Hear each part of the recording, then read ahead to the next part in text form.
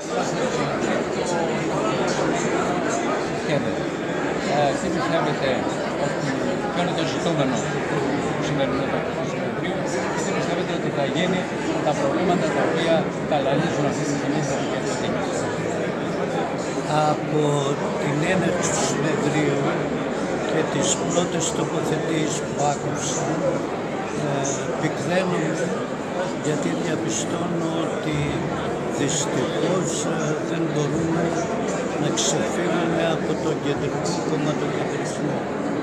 Εμείς η αυτοδιοίκηση δεν είμαστε ούτε της Νέας Δημοκρατίας, ούτε του ΣΥΡΙΖΑ, ούτε του ΠΑΣΟΚ.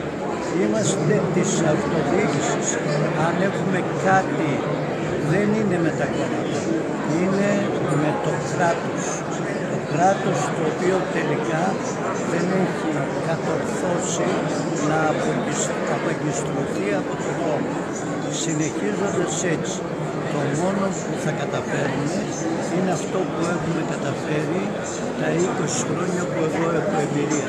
Να δουλεύουμε στον τόπο, όπως λένε οι Σαρακοψανοί, και μάλιστα τώρα τα τελευταία 10 χρόνια, όχι στον τόπο και προς τα πίσω. Αυτό είναι κάτι που πρέπει να μας προβληματίσει και φταίμε εμείς οι αυτοδιοικητικοί, οι οποίοι πρέπει να δρομολογηθούμε σε συνδικαλιστικές ηγεσίες που να αντιπροσωπεύουν την αυτοδιοίκηση και όχι τα κόμματά τους. Μιλάτε δηλαδή και για την ύπαρξη ακόμα ενός νέου πολιτικού φορέα, ο οποίος να είναι διοικητικός. Να σας πω κάτι, η αυτοδιοίκηση αυτής είναι ένας αυτοδιοικητικός φορέας.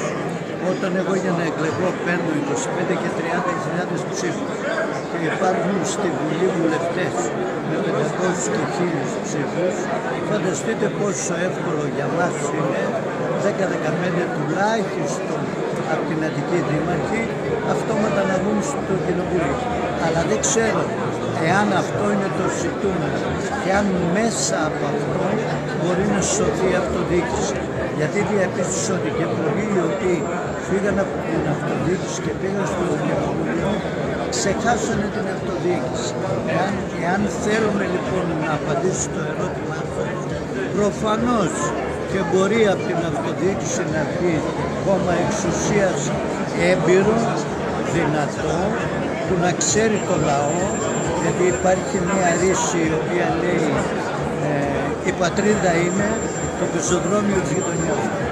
Ευχαριστούμε πάρα πολύ. Καλή επιτυχία.